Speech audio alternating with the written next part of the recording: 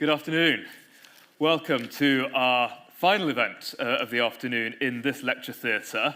For those of you who are attending for the first time, welcome. For those of you who have been with us all day, welcome back. Thank you for being with us.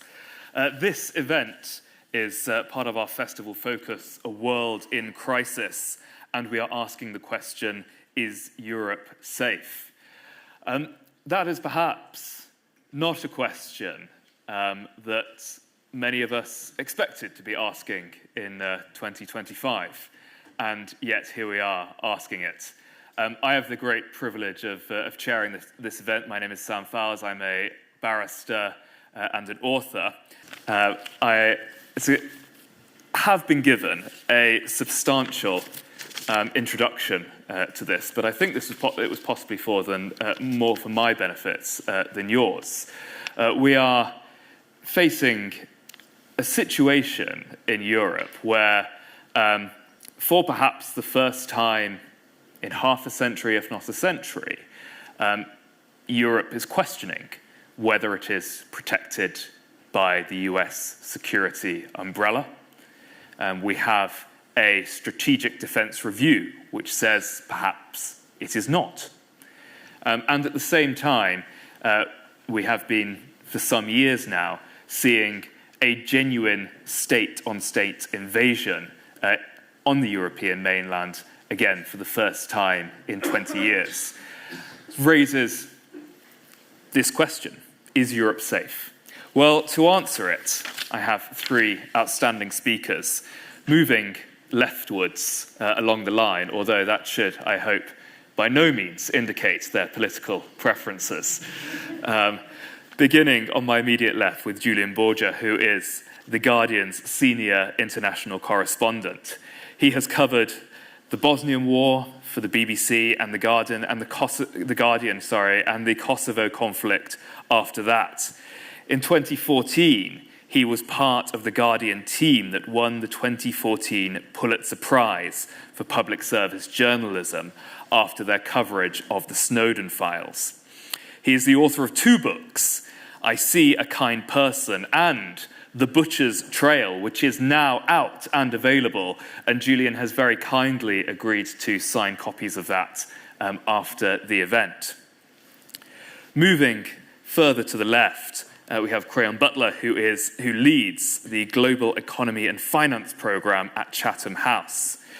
Creon served in the UK Cabinet Office as Director for International Economic Affairs in the National Security Secretariat. He also served as the G7, G20 Sous Sherpa, which is an excellent title, and with an even more excellent remit, which involves advising the Prime Minister on global economic policy issues in relation to the G7 and G20. When he joined the Cabinet Office, he joined as Director of European and Global Issues Secretariat, and also designed the UK's Global Anti-Corruption Summit in May 2016. He is a former British Deputy High Commissioner to New Delhi and has served in a number of other senior positions in His Majesty's Treasury and the Bank of England. And then on the end of the row, furthest to my left, Bridget Kendall is a broadcaster with a particular interest in Russia, international diplomacy, and security. She has been the BBC's Moscow correspondent at the crucial time from 1989, covering the collapse of the Soviet Union and Boris Yeltsin's rise to power. She then served as the BBC's Washington correspondent during the Clinton years. She moved on to return to London as the BBC's diplomatic correspondent and has covered conflicts in Kosovo, Iraq, Afghanistan, Libya, Syria, and of course, Ukraine. She has possibly the most interesting list of interviewees of any journalist, which includes Margaret Thatcher, Hillary Clinton, Mikhail Gorbachev, and Vladimir Putin, I assume not at the same time. Ladies and gentlemen, would you please give a round of applause to our panel?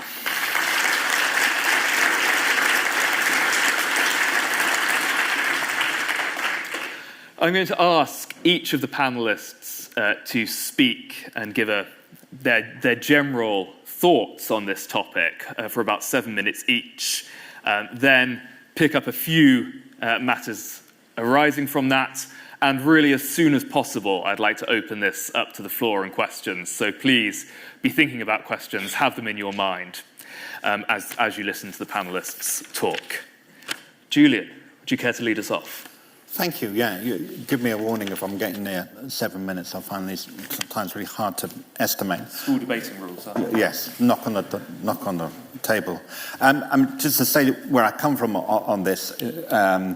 I'm myself the son of a refugee from Central Europe, and professionally, I've covered Poland, from where I covered the Baltics, and then was in Sarajevo for a while. So I really have a sense of the fragility of European security, both from birth and from professional life. But I could never have predicted how rapidly, how abruptly that it would come into focus, and in the ways that where the era we are living in now has echoes of the 1930s. First of all, you have a militaristic dictatorship whose own internal logic drives it towards conflict. You have a US that is disengaged and disinterested in Europe in a way that it hasn't been since the 30s. And Trump's America First approach is an echo itself of the 1930s and a strong movement in America at the time, led by Charles Lindbergh. And once again, you have democracy very much in retreat in Europe towards illiberalism, authoritarianism.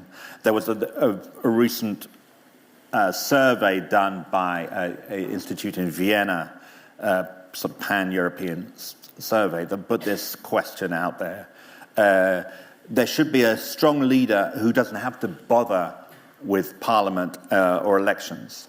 And if you combine people who strongly, somewhat, and partly agreed, in UK that was 43%, but in France, Poland, and Czechia, you're talking about, those all came out at 60%, which really shocked me in terms of the erosion of faith in liberal democracy. And you have the democracies themselves, again, an echo of the 1930s, very complacent about their own security and sort of behind the curve when it comes to reacting to threats. And of course, there are ways in which the situation we're in now is significantly worse, in that we're in the 1930s with nuclear weapons. You have in Russia a superpower that is a superpower in nuclear weapons and really not much else. It's certainly not, as an economy, it's a minnow now. And so it's only in landmass and nuclear weapons that it is a superpower, and it is as Putin and Moscow have very much lent into that power. You have a globalized world, which was not the case. It makes Europe, makes the UK vulnerable in ways that it wasn't in the 1930s. You have a big proportion of our energy needs, between a fifth and a quarter, coming in through one pipeline, coming in through the Humber to Easington, the Langeled pipeline from Norway. And you have much of our communications coming in fiber optic cables arriving in one place on the Cornish coast in Bude. All these make us exquisitely vulnerable to the kind of operations that Russia has shown itself capable and willing to do. And the other difference is, in a way, we're already involved in a global conflict. China is very much involved in terms of the supply behind Russia in the Ukraine conflict. You have North Korean soldiers involved in a European conflict, which is a development that very few people could have predicted only a few years ago. And in terms of social cohesion, I think Europe has become, UK and the rest of Europe has become more vulnerable quite rapidly over time.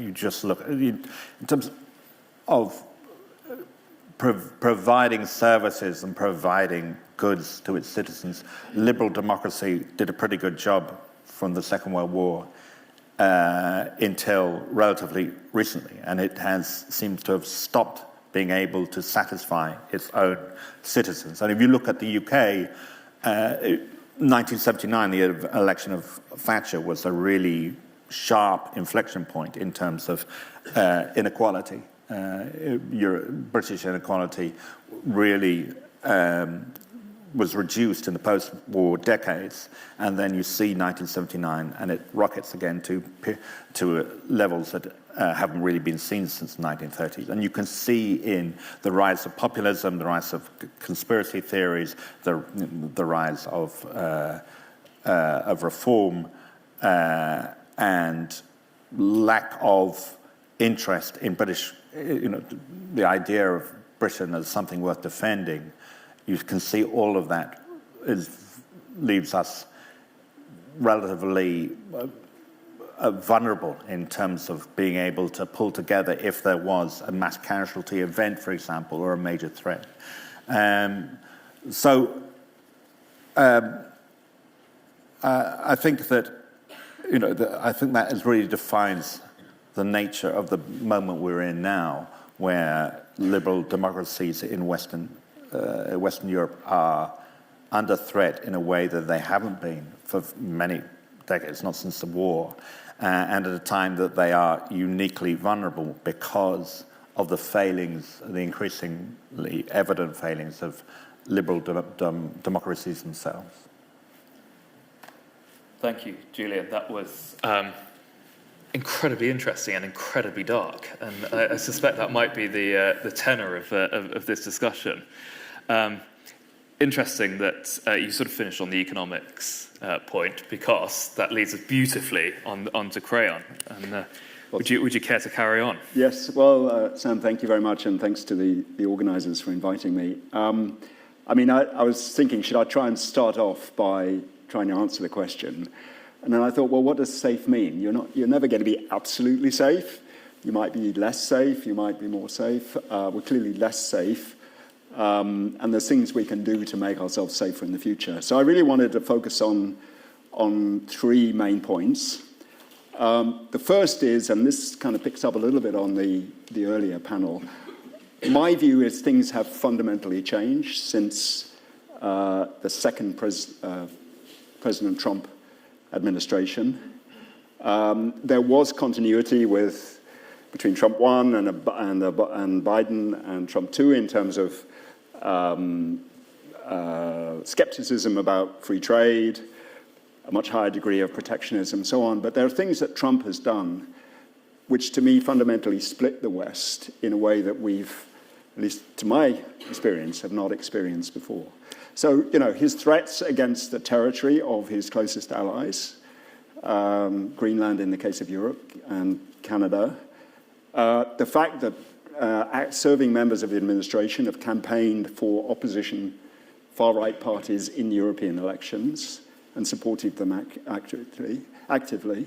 The way in which his tariff strategy is seemingly now, other than China, single-mindedly focused on Europe with his threat of 50% tariffs against Europe and his language about the European Union, and then also the weakening of the security guarantees. So my starting point is something is different now, and in a sense you don't have one single West, you have the US, and in a sense you have the rest of the West. My second point is really around Europe's future security, which, perhaps not surprisingly, as an economist, I see fundamentally being underlined or underpinned by its economic success and its global attractiveness to global investment, to human capital, and talents from around the world. And I think what we often do is fundamentally underestimate how important Europe, the European Union, is. So just to give you some figures, the European Union is around 18% of world GDP by market value, and frankly, I go by market value. That's the way goods and services are priced. That's what it means to me. Europe accounts for 14% of world trade. It is the largest exporter of manufacturing goods and services in the world, and it accounts for 20% of the world's foreign exchange reserves. So the euro is the only alternative to the dollar as a reserve currency.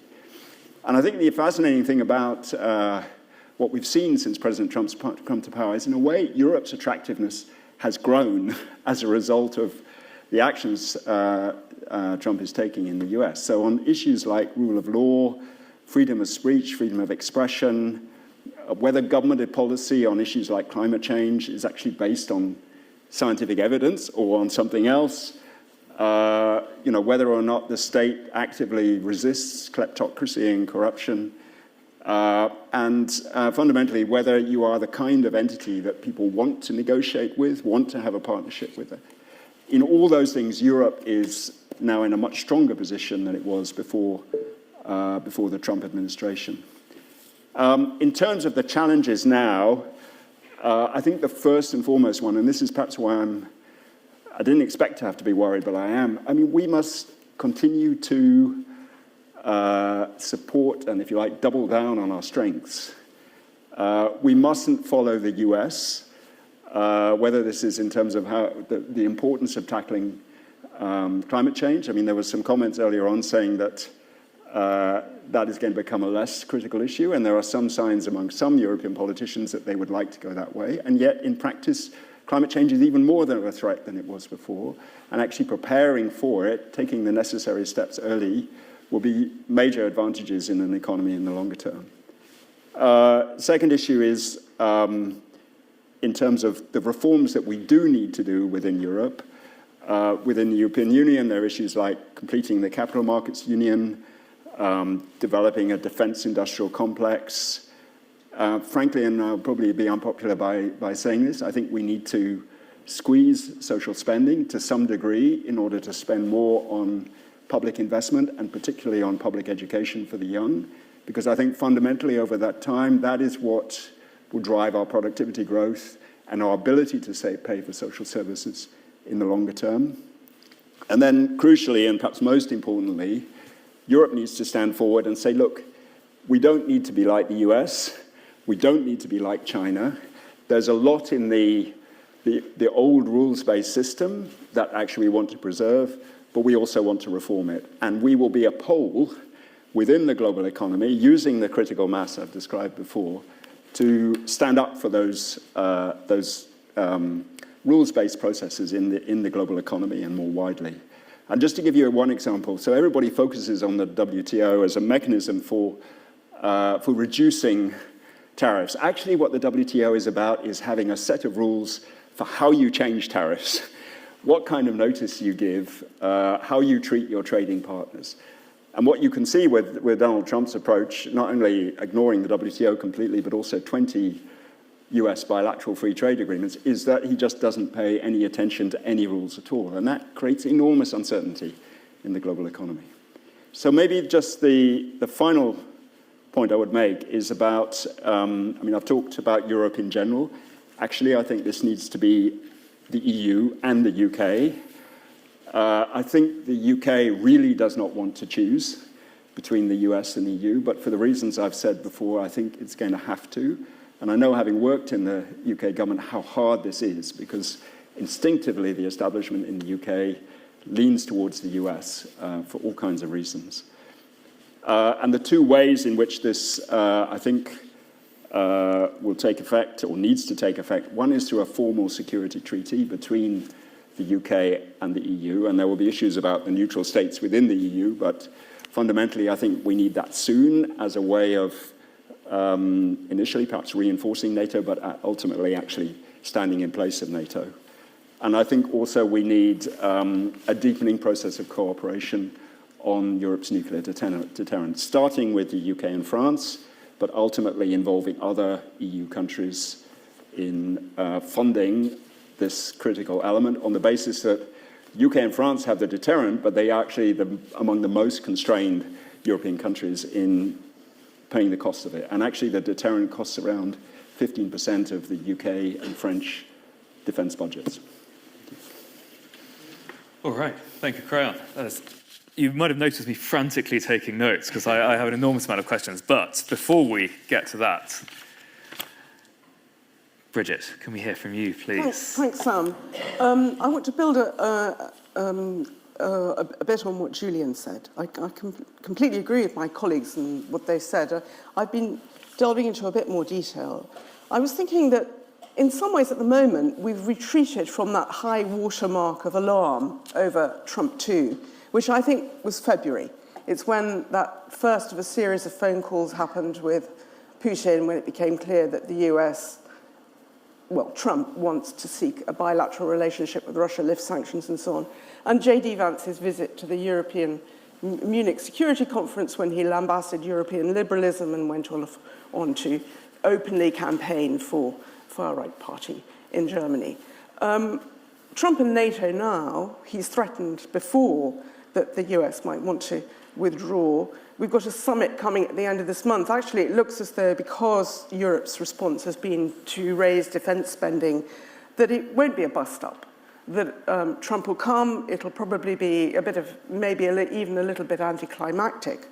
But of course, the danger for NATO is not some walkout at the summit, it's what happens longer term, and I think, reflecting what my colleagues have said, it'll be a slow hollowing out of NATO because of the weakening of transatlantic ties, the trade tariffs, the Trump administration view of fringe European parties, and where Trump is on Putin. The other thing that's a bit more reassuring since February is that Trump is clearly a little bit annoyed with Putin for not coming up with a peace deal on Ukraine. And it's not clear where we're going with that. It looks as though he still does want a bilateral relationship. But at least there are slightly better relations with Kiev, and it's still, we haven't had a crisis yet over that Ukraine war. But we now can see that there are different US and European threat perceptions. The US is focused on China. Europe is focused on war in Europe, Russia, very different. It is alarming to see the American administration dabbling in European politics and openly opposed to European liberal values. And those of you who were at the previous session will have heard Sam Green talk about the view in Moscow.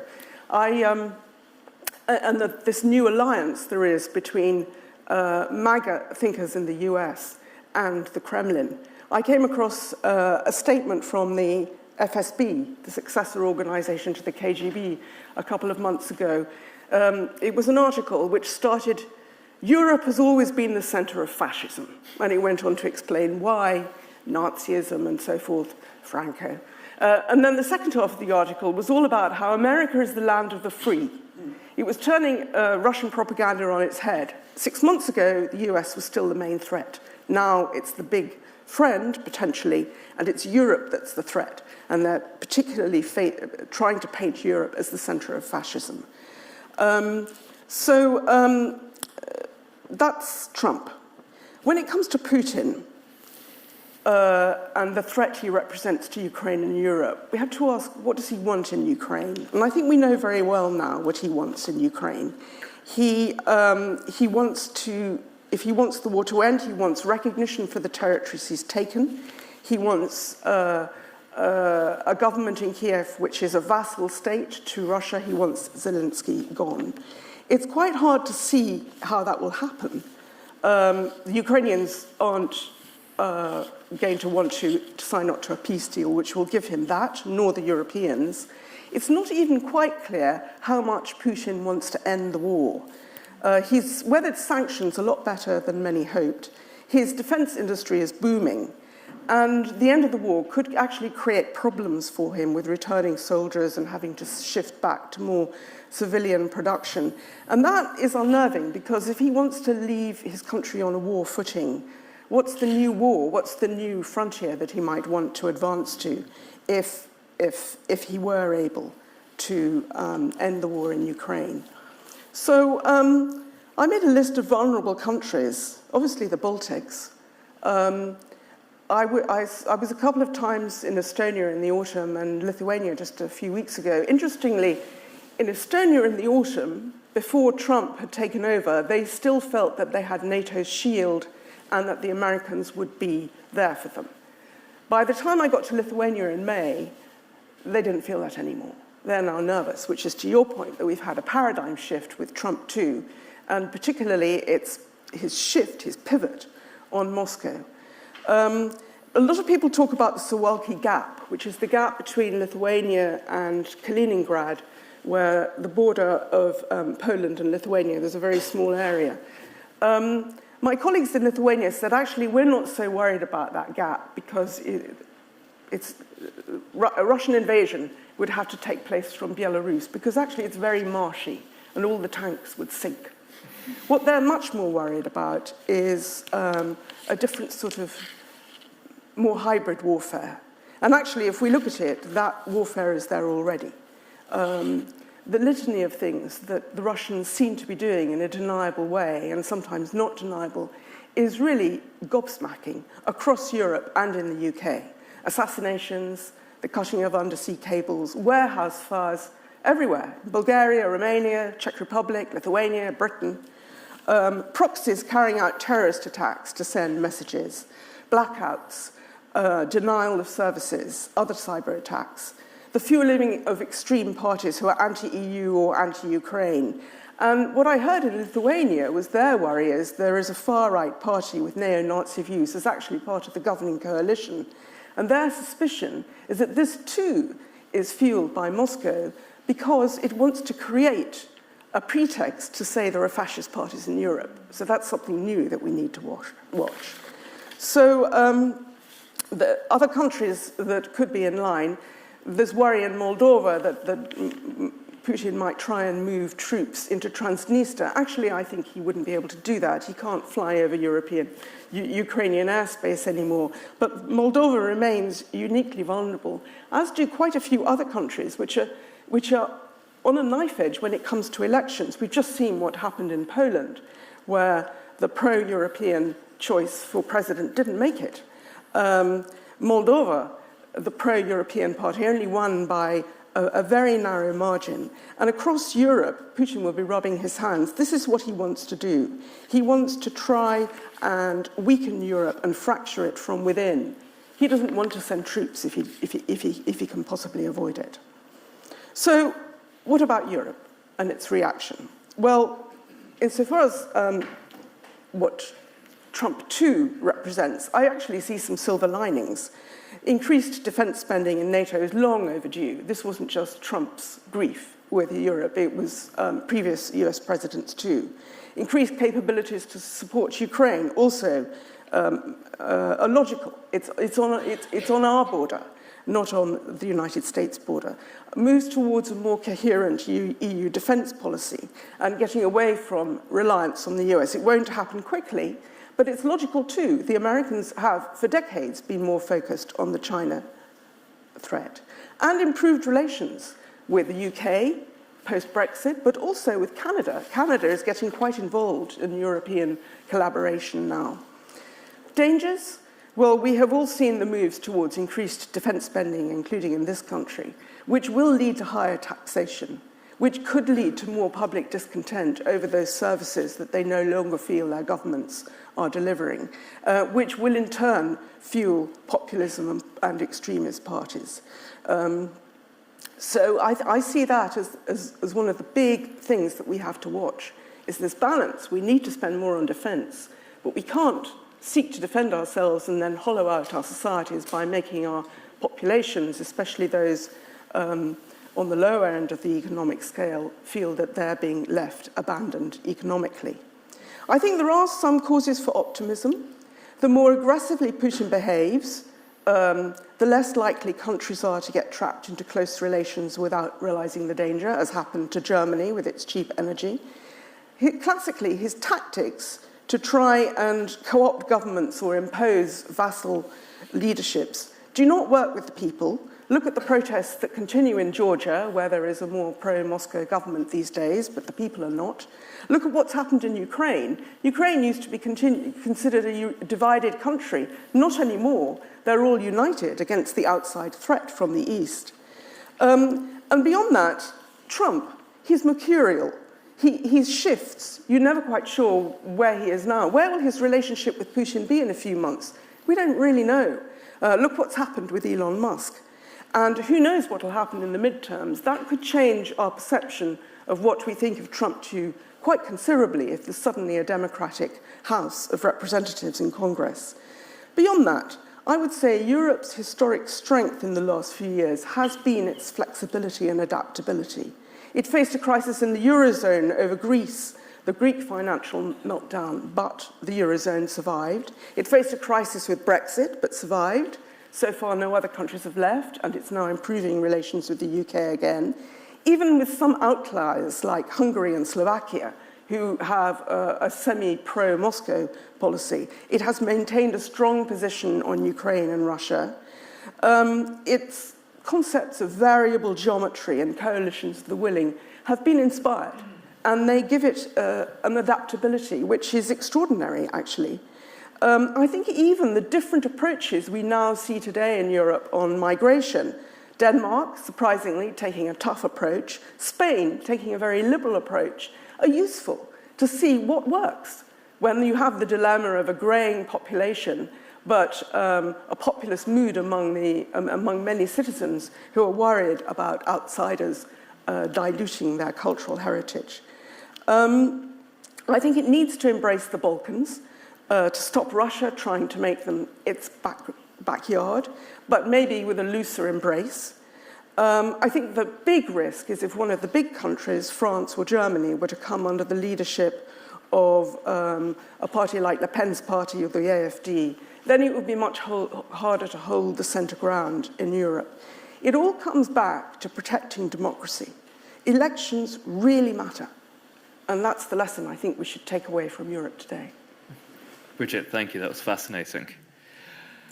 I think I'd really like to jump in then, and possibly if I can keep you in the hot seat for a little bit longer. We've had a conversation so far about what's going wrong now and what's going wrong in maybe the last couple of years. We were talking about it beforehand, you and I. I remember sitting on a panel with you in 2011, talking about many of these same issues. What I wonder is whether I can ask you all to take a longer-term perspective and ask, is this something that is just a series of unfortunate dominoes that happened in the last 5 or so years? Or are the issues you've raised part of longer-term trends that we should be trying to grapple with? Well, if I might start. That's definitely. In quite a lot of places, the change of government, which might alarm us, is actually quite a narrow win. Trump's win was quite narrow. It's quite conceivable that in the midterm elections he might lose the House. We look now at his efforts to call out the National Guard. We wonder what will happen to the institutions in the US. Will they survive until we get to the next presidential election? So maybe it won't be the same even playing field that it was. But beyond the United States, if you look at Poland, if you look at Czechoslovakia, the Czech Republic, if you look at many places in Europe, it's quite closely divided. So there is a lot to argue for if you're on the side of liberal democracy, progressive Western values. It's not, it isn't game over yet. So it comes down to information, conversation, communication, politicians making the case and winning the elections. And I would even say, maybe I'd be unpopular in some quarters for saying this, but actually in Russia too, if one day Putin will go, I'm not sure that the majority of the Russian people want to carry on with the sort of authoritarian model that we have today. I mean, I take, a European opinion poll you have to pay a bit more attention to, but opinion polls in Russia, you can't believe what people say to opinion pollsters. And I was looking at recent polls about wanting to end the war, 60%, more than that. Lots of Russians don't like the status quo, and they want something different. So although Russia is a lesson to us, of what can happen to a fledgling democracy when an autocratic figure takes over and dismantles the structures of state that allow democracy to thrive. Bit by bit, Putin dismantled them, threw people in prison, got rid of direct elections for governors, and so on and so forth, intimidation, threats. We can now see that happening potentially in other parts of the world, including the United States. But it isn't game over. I think we have a sort of mixed world. So we definitely have long-term trends. We have technology, we have climate change, we have demography. But there are also key points at which individuals and small margins in elections, as Ken has said, can make a big difference. And I think Trump 1 is an example of that. It need not have gone that way. And I think having done the various things that he's done so far and may do in the next, even if it's only a couple of years before the midterms, it's going to be impossible to put it all back or put the toothpaste back in the bottle in a sense. So I can imagine, I think whatever happens, we'll have a much stronger European-based defence. You could imagine that being at some 5, 10, 20 years in a much more allied way with the US, in a way that the UK and EU have come back together. But I don't think we're ever going to go back to a situation that we were in before. These are things that can turn on individual decisions. They can turn on very small differences in elections. I mean, whether or not, for example, Xi Jinping decides to invade or constrain massively Taiwan is probably a decision that will come down to him. One individual will make that choice. And that will have an enormous effect, both politically and on the economy of the whole world, given how important Asia is. So, this isn't the first time we saw during the 30s, there were key decisions, the conservatives in Germany before Hitler came to power, and the decisions they took to cooperate with Hitler made a massive difference to Hitler's ability then to take over Germany subsequently. So I think we live in both. There are long-term trends, but we've also got these key decisions, and that means actually there's everything to play for from point to point. That's hopeful, I think. I'm going to cast that as hopeful. Julian? Yeah, I agree. The sort of duality of these narrow wins. I mean, just looking at the Polish presidential elections a few days ago, and then obviously Trump then, it does always feel like, England always loses on penalties.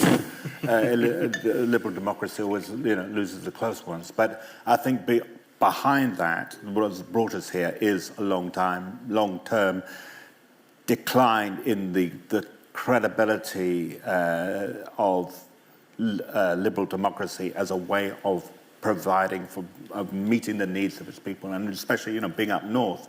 When we're speaking now, there's a long-term feeling in Northern England that British parliamentary democracy is not a system that serves communities here, and that is a long-term failing that tends to have a feedback loop, because when you elect, when you fight elections on sort of culture war issues, when you elect populists, then they tend to be more economically damaging, reinforcing the factors that led to the disgruntlement, disillusion with politics in the first place.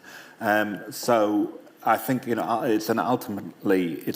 especially faced with new issues like climate change, AI, it is a problem, a long-term problem that liberal democracies in Western Europe and in the US have to confront, and I think that's a really complicated question. Perhaps I'd like to stick with that actually, because we've touched on this and we haven't really got into it. You've mentioned essentially economic causes of people losing faith in liberal democracy up here in the north, but that is the case Europe-wide. And we certainly saw over the last 10, 15 years, European governments and indeed the EU making economic decisions that impoverish their populations through the imposition of austerity. Now, that is certainly something that we've made references to the 1930s. That is something that mirrors the 1930s. You had a decade of impoverishing populations, and then populist far right exploded out of that system. Creon, I'd like to start with you, because you seem to advocate doing more of that, more sort of austerity, and then a little bit of Keynesianism mixed in. So when I ask you about long-term trends, aren't you just proposing making more of the same mistakes we've been making for the past 20 years? So I'm not arguing for more austerity. I mean, I guess my starting point is, and let's take the UK, our productivity growth is 0.5% per annum. You go back to the 70s, it was 2% per annum. During all that period of, trade union disruption, what as I recall it didn't seem to be a very well managed economic period, and yet we were having 2% per annum productivity growth. So we have to change that. We can't do anything else. We can't pay for health services. We can't pay for better pensions in the long term. We can't pay for our defense unless we tackle this productivity question. How do you do it? To some extent, it's by convincing the markets that we should borrow more. And I think the Chancellor is going down that route to some extent with her arguments that we should be looking at the government's net debt position. So that's the total amount of government debt less the government's financial assets. I actually think she needs to go further, because there is a lot you can do in terms of investment which creates assets which may not have a financial representation, and yet they do drive growth in the long term. But I don't think, given the level of debt we already have, that we can do it all through that route. And therefore, we have to look at the spending we have now, and fundamentally, we have to squeeze social spending in order to provide the finance for investment. And if you look at something like the triple lock, that has led to a 15% increase in the real income of retired people over a period from 2010. All other groups have either seen less, lower income or flat. So, there was a good reason we did that, but we can't continue it. And, these are choices that it's very hard for a government to make unless, the public understands the reasons for doing it. So it's not about austerity, it's about making different choices in how we raise the taxes that we raise. Bridget, can I ask you to perhaps give a sort of more European perspective on that, and of course make any points that you'd already thought about making? Sorry, on what? So on austerity, we've talked about it. The discussion has so far been focused on its impact in the UK and how to change those impacts in the UK. But this was a Europe-wide policy. This was a policy that was driven largely by Angela Merkel, by the European Central Bank, by the EU. So surely this is happening outside of the UK as well. And I'd be interested to hear the European perspective on whether there is a connection between austerity and this rise of the far right and the fractioning. Well, I think that's right. I mean, we have been through a couple of extraordinary decades. What happened in 2008 was extraordinary. And with a long tail in the Eurozone. And then there was COVID, which was global, but let's talk about the UK and Europe. I mean, I remember thinking in 2000, I was just saying to Amanda, my partner, today, in 2008, I remember thinking, will this be like the 1930s? Because there's been this crash, and we have to pay the price for it. And the price will be government debt and tightening of belt. And what happened in the 1930s was discontent, attraction of populism and easy answers. And hey presto, it happened. And then there was COVID, which made it doubly expensive. And I suppose the difficulty is getting people to recognize that this doesn't come cost-free. And you have to pay for it. And you have to get through it and come out the other side. Now, was the level of austerity going too far? There was a lot of discussion in this country that maybe there shouldn't have been quite such draconian austerity, but more investment in order, as Creon says, to increase productivity. But it feels to me like this is the cycle that I expected, that there would be economic crisis, financial crisis. I didn't expect COVID, of course, that made it even worse. The government's unable to really cope, because how do you cope with this? And then thrown out, and then whoever picks up the pieces, in this case it's Labour, would of course be blamed, because they have to do difficult things. But we have to get through it. Now, as Julian says, add on to that other things coming around the corner. We don't know how they're going to affect our societies, our workforces, like AI and climate change. And then you have Trump's tariffs. I kind of think, you can't, it's a little rough to blame the government too much for what are existential problems, which we all have to. But I do think that, to the triple lock, that the brunt is borne unfairly across society, and how you cut social spending without hurting the people who are already hurting, and therefore increasing the appeal of populist parties. I'm not sure I know the answer to that. Jump in, Julian. Yeah, I would like to ask, Creon, I've just come back to Britain after a long time abroad, and I don't completely yet understand why the idea of redistribution, the idea of taxation is so much removed from public discussion. Labour ruled this out.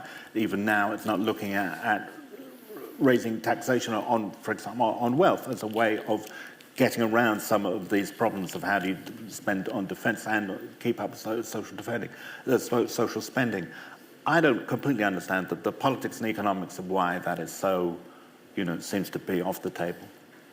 I mean, we have a highly progressive tax system as it is now. If you look at the difference between, incomes before we apply taxation, benefits and so on, and afterwards, the world is extremely different afterwards than before.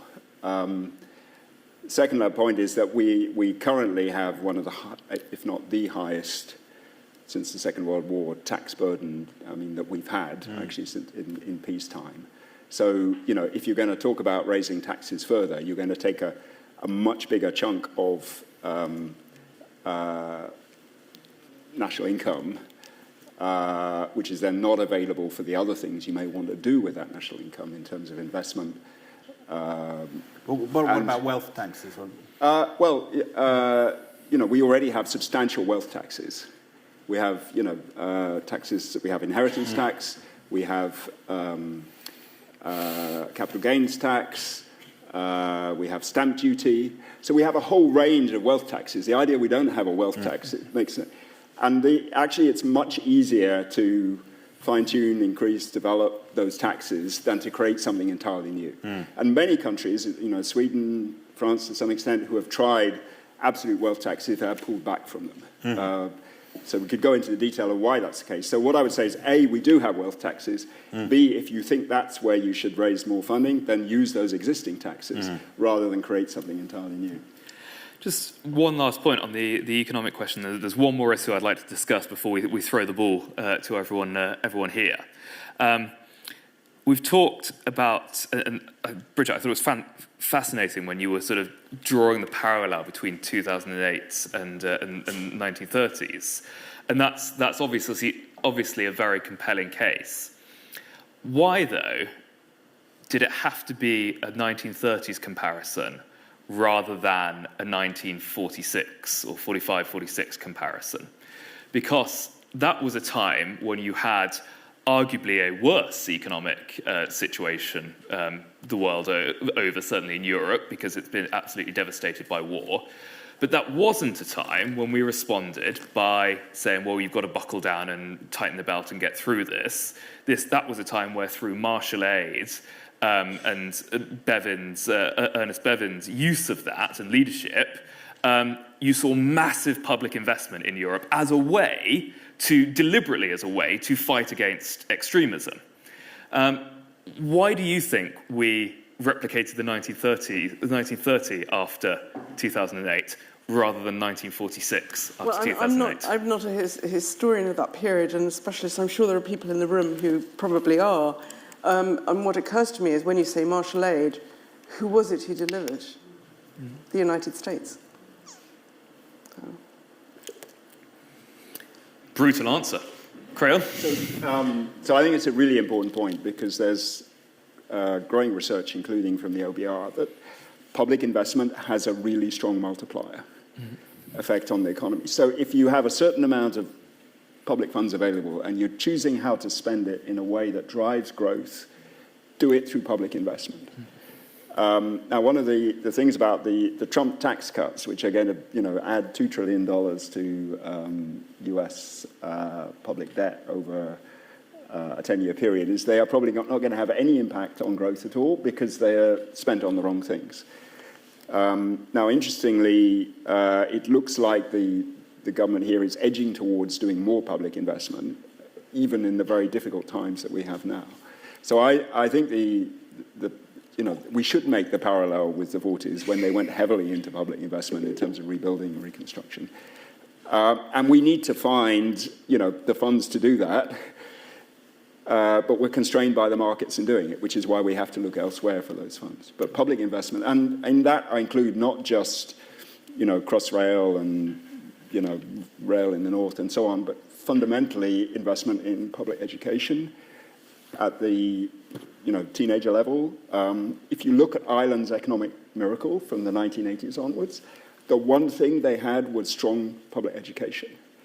Everything else follows from that. And if you're looking at an industrial strategy, you can come up with all kinds of super complicated things you could do with the money. But the one thing will work is if you put it into public education. One final point, moving away from economics, is we've all mentioned renewable energy, and I wanted to draw that out.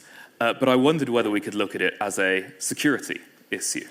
One of the things that you all mentioned that the Ukraine crisis drew out and exposed was the security problems that come with relying on fossil fuels because you have to go abroad to get them.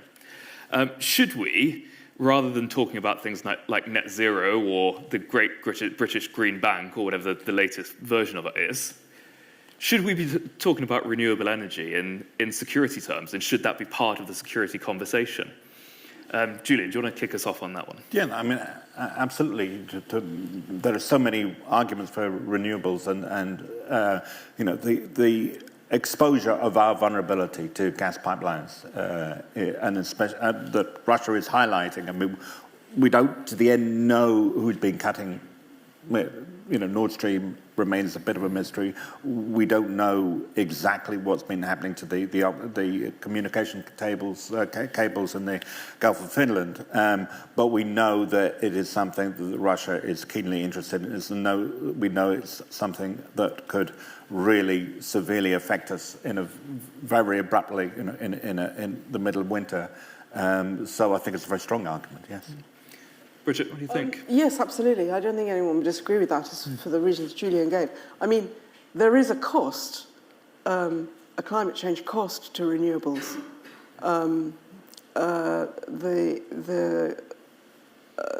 What is needed to build wind farms. I mean, I was horrified, I must admit, in the early 2000s when, I can't remember the name of the report, came out.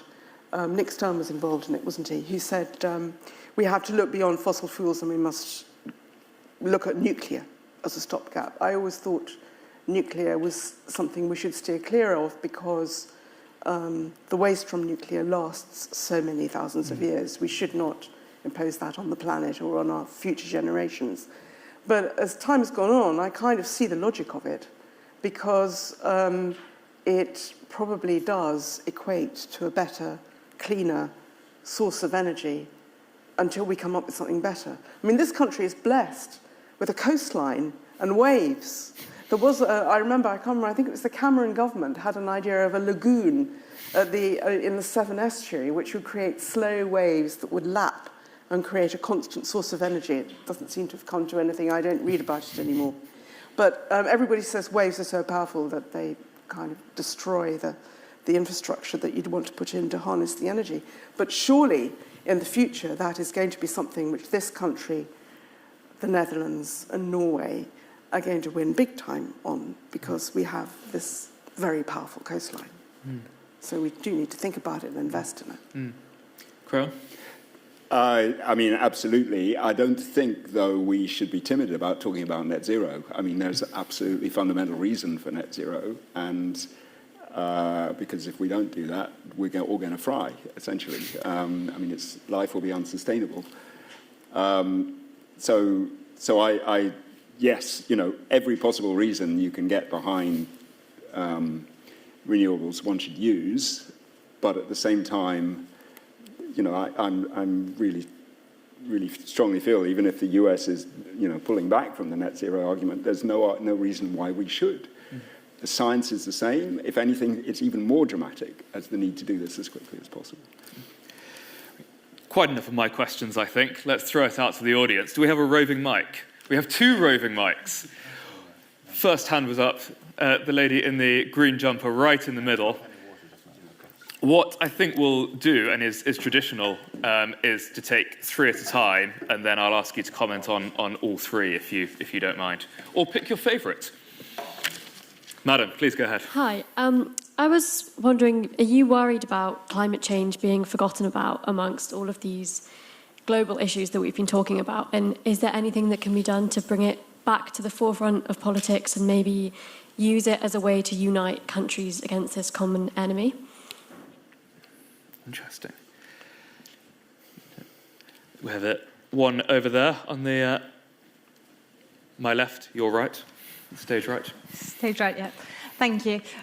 Related to that, do you have anything to suggest for those of us who are not directly working in things like climate change, science, politics, security, who are doing other things that sometimes feel completely futile, to be honest, but still somehow we feel are important, but can't quite understand why? What can we do to feel like we're contributing to making the world a better place? Wow. And I'll take the gentleman just right in front of me for the 3rd question of this round. To pick up on the comment Creon made about the nuclear deterrent and England and France working more with the EU, would you like to comment on the implications of certainly the UK nuclear deterrent being based on American technology? 3 excellent and nicely related questions, actually. We didn't design that, but I'm very grateful to you for relating your questions to each other. Creon, you looked up first, so you get to kick off. So it looks like de Gaulle was right in the way that France from the start developed the French nuclear deterrent as being fully independent. I mean, in our case, I'm not an expert on this, but it's basically the missile delivery system. I mean, we build our own warheads, we build our own submarines, but we're dependent on the US for the missile delivery system.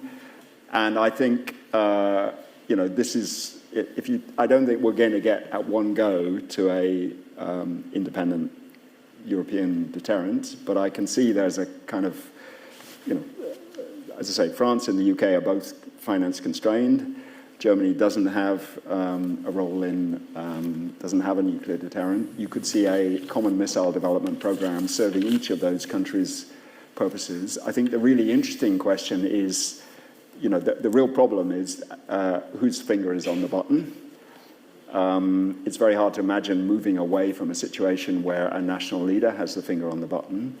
One of the questions is whether the other EU countries will feel, in a sense, that if the UK and France are defending themselves just because Europe is a small space and an attack on UK or France is effectively an attack on wider Europe, it's therefore worth them contributing to the financing of a stronger UK-France deterrent in circumstances where it's the French president or the British Prime Minister who still has the finger on the button. Very just quickly on climate change, I mean, I think with some countries, particularly the EU and China, this is a tremendously important area. I think China does get the threat from climate change and is doing an enormous amount. It basically under-promises and over-delivers, unlike many other parts of the world. So that is one particular area where I think climate change can be a uniting force. Julian? Well, maybe I could take what is there to do?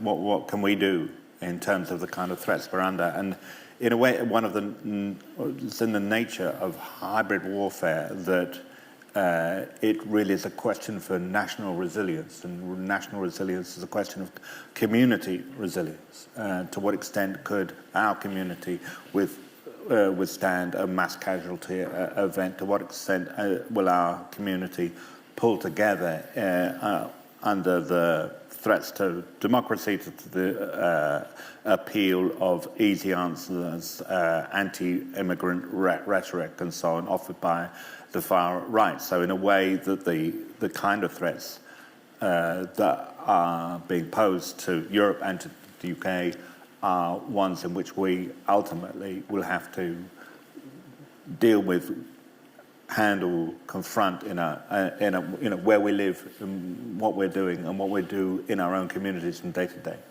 Do you have any practical thoughts on that? So community resilience, that's what you can do. How do you do it? Well, there's so many different ways. I mean, being involved in local democracy in terms of local community, town councils, in terms of how a community responds to its immigrant population. To what extent is it a cohesive, united community? To what extent is it tolerant or not of anti-immigrant rhetoric? To what extent it is agreed, to what extent it is reliable on, it relies on and invests in renewable energy. All these things are, community, town, county decisions as well as national decisions.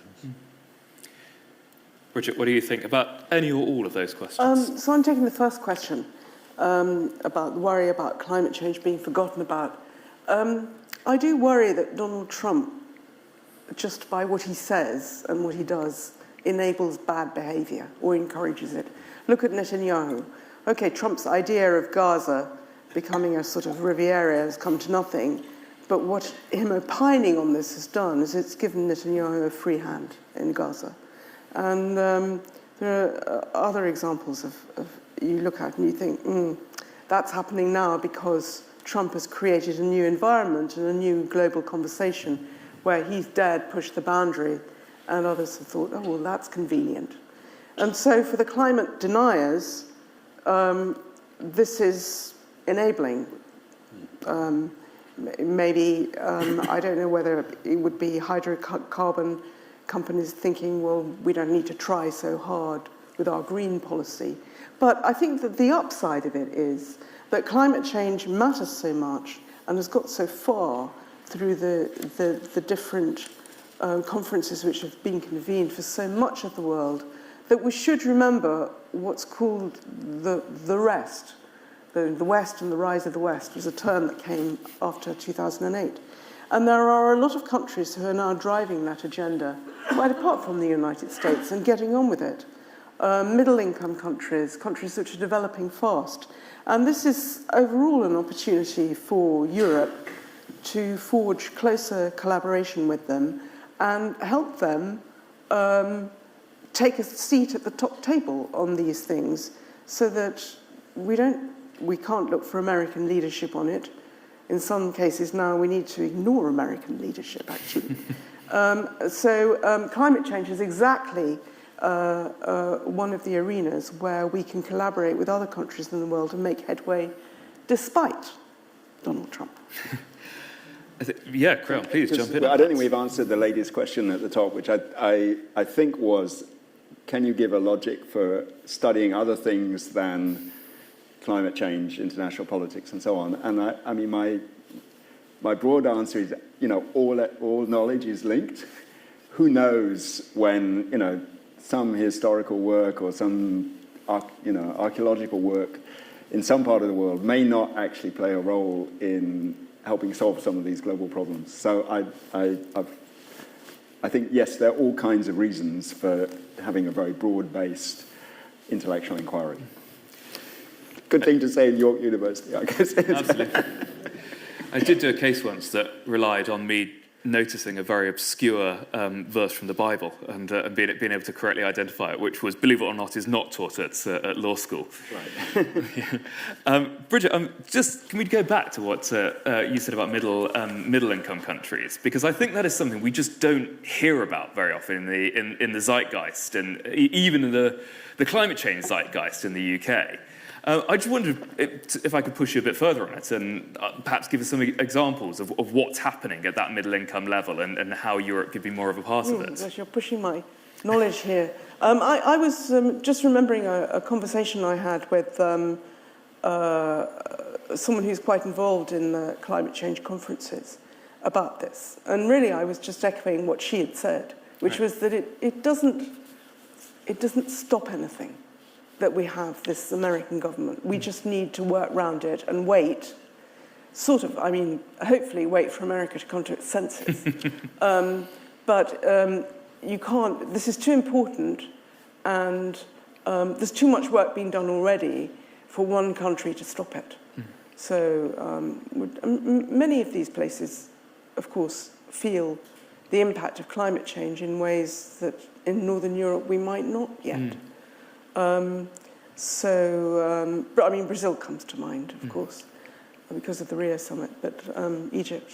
Yeah. And even in the US, individual states are going their own way, and they are the size of middle-income countries or large countries in the case of California. But if I could, what is definitely the case is the rich countries are not going to pay for it. This became very clear in COP29, even before Trump took office. There was actually completely unrealistic demands on the rich countries to put up, $1 trillion a year to pay for overall climate action. It was never going to happen, and it didn't happen. Basically, the conclusion was actually we need private finance to do this, and then there's a question of how you align private finance with climate action, on which there's an awful lot you can do. But I just think we need to be realistic. And this is even more true after Trump's election, that the rich countries are not going to pay for the vast amount of investment that's needed to meet net zero for the world as a whole. Let's get some more questions. Fantastic. Okay, this lady here had her hand up definitely in the first round. And keep your hands up so we can see you. There's a gentleman right at the top there in the white shirt. And a gentleman, he got his hand up very quickly two gentlemen in check shirts. I'll take the one behind you first, sir, and then you in the next round. Madam. Quite a lot's been said about climate change. There are predictions that there could be mass migration northwards. To what extent do you think that could happen? How bad a challenge is that to European safety? And my other question is, 2008's been referred to. As I understand it, at the moment, the American financial system is changing in terms of its stability. To what extent is that going to be a threat? To what extent have we got another 2008 in the pipeline? Gentleman up there. Nuclear proliferation seems as though it only raises tensions with regard to war in Europe. Is a significant move away from nuclear weapons towards disarmament a realistic way to ease global tensions with nuclear powers, and then how significant? Good question. And can we bring the mic down? We've got this the first of our two gentlemen in the check shirts that we're going to hear from. A spokesman for the Kremlin recently said that Russia views what is happening in Ukraine and Europe's position on that invasion as being an existential threat to Russia. Does Europe see what's happening as an existential threat? Does Europe see what? When you say, does Europe see what's happening as an existential threat, what do you mean by that? Does it mirror that position? Does it believe that Russia represents an existential threat to Europe? So, start with an invasion of the Balkans, lack of consensus in response, that escalates, and Putin fulfills his desire to re-establish the USSR. feel like that's a good one to ask Bridget to lead off on. Okay, so Russia's seeing Ukraine as an existential threat. I think the way I see that is not... I mean, some people say, the Kremlin has argued, Putin has argued, that Ukraine moving into the Western sphere is an existential threat because Russia, as a major world power, is entitled to a buffer zone around it, what it calls the near abroad, which is roughly the old Soviet republics. And for Ukraine to move out of that sphere, even though it was in fact a trade deal with the EU and not a bid to join NATO, which sparked off the Maidan in 2014, the argument from the Kremlin is that's an existential threat because actually it's a backdoor way of getting into NATO, and that would mean NATO far too close to Russia, and it's a security threat. I believe that actually the real existential threat that Putin saw in Ukraine was because he worried that if it became like a Western country, if it became another Poland, that it would be an example to the Russian people of what they could have if they got rid of Putin. And that the way that the Ukrainian people stood up to Putin, the protests, he worried about what they called color revolutions. They even put it into their defense review in Russia, that these colored revolutions were a threat to a country. It meant protests from below. And in Putin's mind, these are never really popular protests. There's always a puppeteer who pulls the string, and this is where he used to think it was the United States. Apparently not now, it's the land of the free, but there you go. But if you think about the timing of the invasion of Ukraine, the year before there had just been substantial protests over the election in Belarus next door. Enormous. And at the same time, in the far east of Russia, less publicity given, but weekly protests every weekend in Khabarovsk, because Putin had arrested a popular governor, allegedly for fraud, and people were coming out, these were Russians in Russia, coming out and protesting every week. At the time, he didn't really do anything. And I've observed Putin a long time, and I've noticed that he lets things happen, and he says there'll be retaliation, but he doesn't necessarily do it at once. Maybe we're now seeing the retaliation for Finland and Sweden joining NATO and what's happening in the Baltic Sea, but it's very typical of him not to do it immediately. But I did think he can't let these protests, he can't let the people who are protesting get away with this in Belarus and Khabarovsk. It's too much of a threat to Russia. It suggests another way that Russia could be, and he's always been obsessed with the way Gaddafi ended his days in Libya and the way Saddam Hussein was hounded into a hole in the ground in Iraq. And lo and behold, he invaded Ukraine, and I think it was to stop Ukraine becoming a European country because he was afraid of the message that would send to Russia. It became a pretext to crack down at home. It became, and that partly helped solve his problem. That's the reason that he allowed these people to leave, all these young people often, partly to escape military service, many because they were appalled. He called them like flies you have to spit out of your mouth, because he wanted to cleanse Russia of any of the people who might threaten his control over it. So that's what I think he meant as an existential threat. So does Europe see it as an existential threat that Russia invaded Ukraine?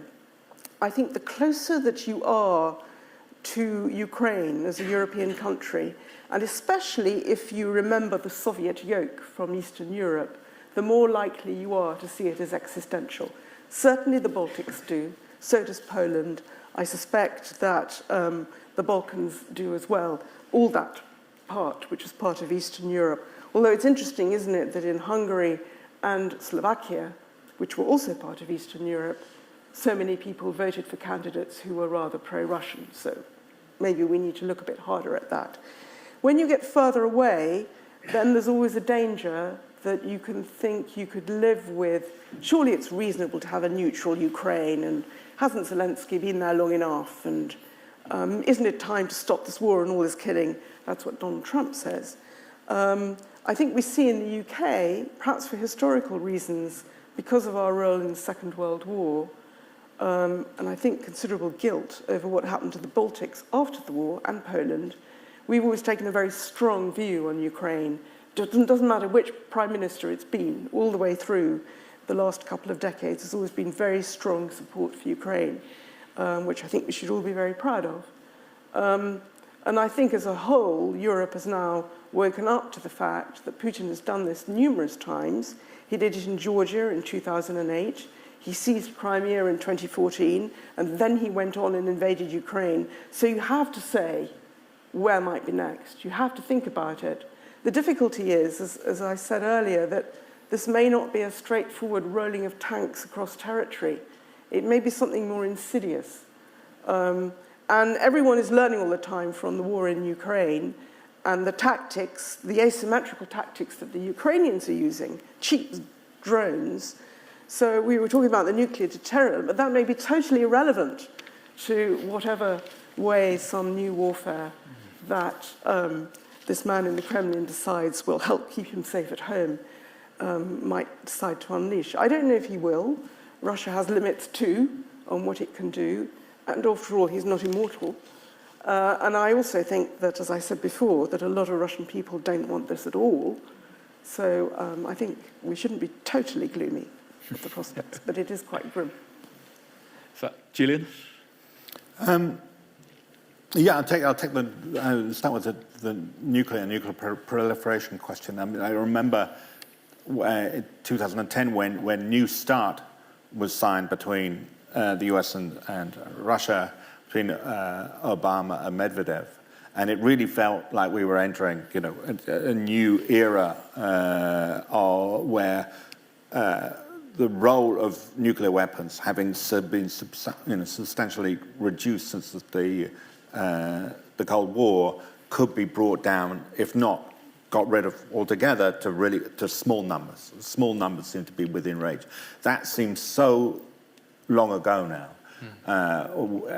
And partly it was Medvedev, and Putin, I think blamed Medvedev for having made that agreement, sees Russia's residual importance in the world so wound up with nuclear weapons. See how often they refer to nuclear weapons when they make these threats.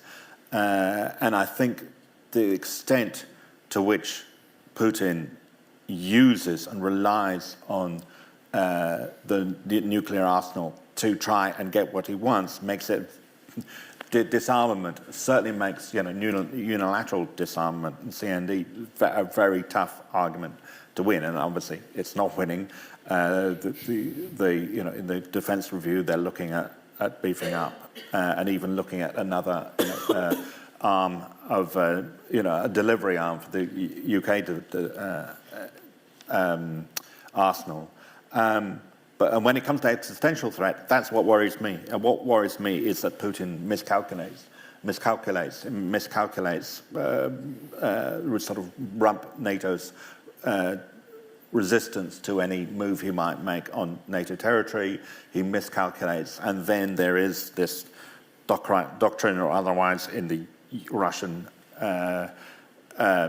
military approach, which is to escalate to de-escalate, even if that means the use of a tactical nuclear weapon, and where things will go from there. I think that, for me, is the most worrying element and factor of where we are now. Creon, there's so many. I'm sure you don't need much prompting to talk about the American financial system, but I'm going to do it anyway. Right. So it's a really good question, as all the questions are really good ones. But so you have in the US, first of all, the Trump and the Republican administration seem to want to unwind a number of the protections put in place after the global financial crisis. At the same time, as you have both from climate risk and the sort of changing strategy on climate action, the prospect of rapidly growing climate risk in the American financial system, basically because they're going to all be investing in hydrocarbons, which fundamentally doesn't have a long-term future. So this is you invest in a project that in the past might have had a 40-year future in a world where you have the prospect of very severe extreme weather events,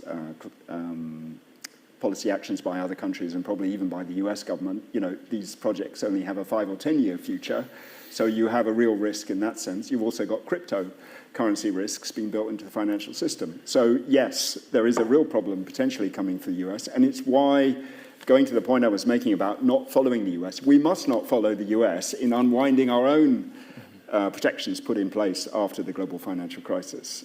So for example, there's a debate in the UK about ring fencing. We've done ring fencing, which is to separate the global bank from the UK-based bank. Let's keep it. Let's not unwind it because it's a fundamental protection. And same with Europe. On migration, so the EU's population, if you just rely on natural growth from the existing population, will decline by about 125 million by the end of this century. The one thing that will keep it from a catastrophic decline of that kind is migration, where the EU is assuming around 95 million inward migration. So, Europe needs migration. It needs a managed system. It needs political support for it, but it needs a system of migration. Now, there may be more coming than Europe actually wants to take, and therefore that goes to your arguments about trading partnerships, continuation of aid to the extent that you can, and so forth, as a way of helping these countries deal with climate action. But don't forget that Europe needs a substantial number of migrants because of our own demographic. And then just finally on nuclear, the problem with, I don't think Donald Trump wants proliferation of nuclear weapons. On the other hand, everything he's doing in terms of removing the US umbrella is creating the incentives for other countries to get nuclear weapons. And, similarly, if you look at what he did with the Iran deal in Trump 1, the Iran deal was designed not necessarily to keep Iran from causing trouble, which it didn't, but what it would have done is actually delay or prevent Iran from going for a nuclear weapon, and he undermined that. Now, he may be turning around and saying, actually, I think that's quite a good idea after all, but fundamentally, I think the problem is the Trump strategy. Can we get one more round of questions? I think this lady's had her hand up on each round, and I've missed her every time, so I'll make up for it now. Just the one more question. Something absolutely basic. If you're talking democracy, is it better to have first past the post or proportional representation? You ask a question that we need our own session for that one. Okay, guys. Let's do it from this perspective of security as well, though. Let's try and remain slightly within theme. Well, I don't know. Personally, I've always been rather a fan of proportional representation, but when you look at some of the coalitions in some parts of the world and the way it can clog up government, look at Israel. Look at the number of governments that Italy has had since the war. Clearly, it has its pitfalls, but I've always felt that a two-party system was too binary for me. Yeah, I tend to go in that direction as well. I think, just during the 2019 election, if you add up all the parties that were actually in favour of a second referendum, they had more votes than the Conservative Party that wanted to go through and complete Brexit. And we went through and completed Brexit. That's an example of how first past the post systems can produce very weird outcomes. So I think probably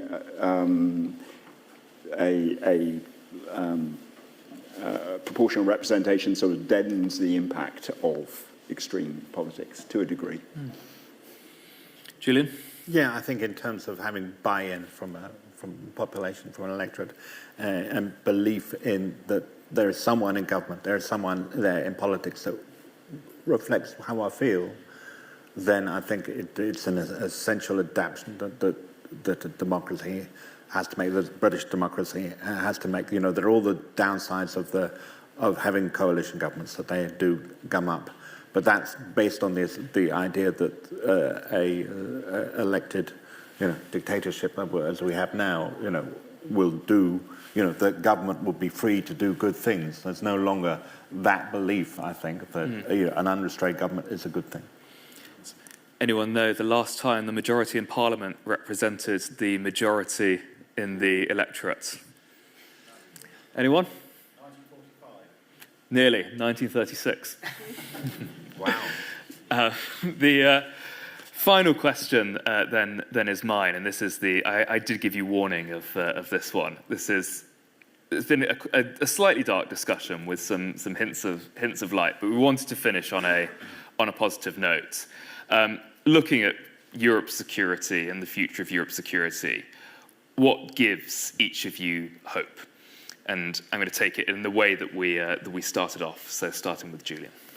And this is definitely not one that I saw coming, and it's not one that my background and my family background would explain in any way. But the best news I've seen in the last few weeks was that Germany would get serious about rebuilding its defence, and there was going to be a stronger German army, which is definitely not something that I imagined would give me a happy feeling in the middle of the week.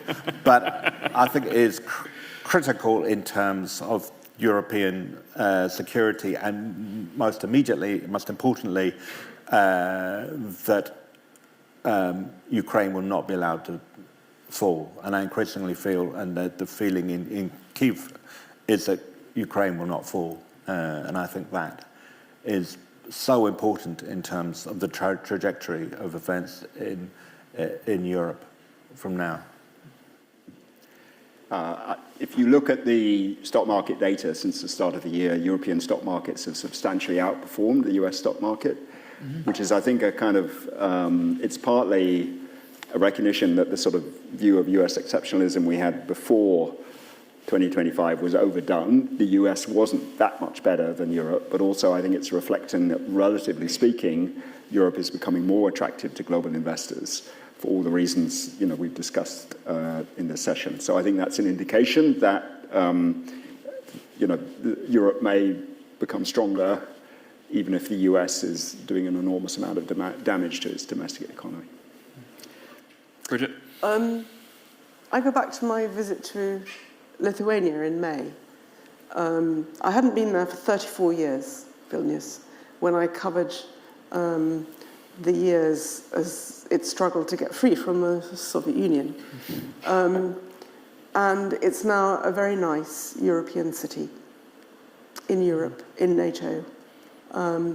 We went to the former KGB prison, which was a horrendous reminder of what those who tried to oppose the regime that was there went through. It was awful. And all that's in my lifetime. So let's not forget that trajectory, that Eastern Europe did get its freedom, and parts of the Soviet Union too. And I don't lose hope in the fact that one day Vladimir Putin will no longer be there in the Kremlin. I think he'd be taken out feet first. And I think there is a chance, because I do believe that Russia is generally, in its mindset and culture, a European country. I do hope that it will have another chance. That's a wonderful note to end on. Thank you very much for that. Please have a huge round of applause for this excellent panel.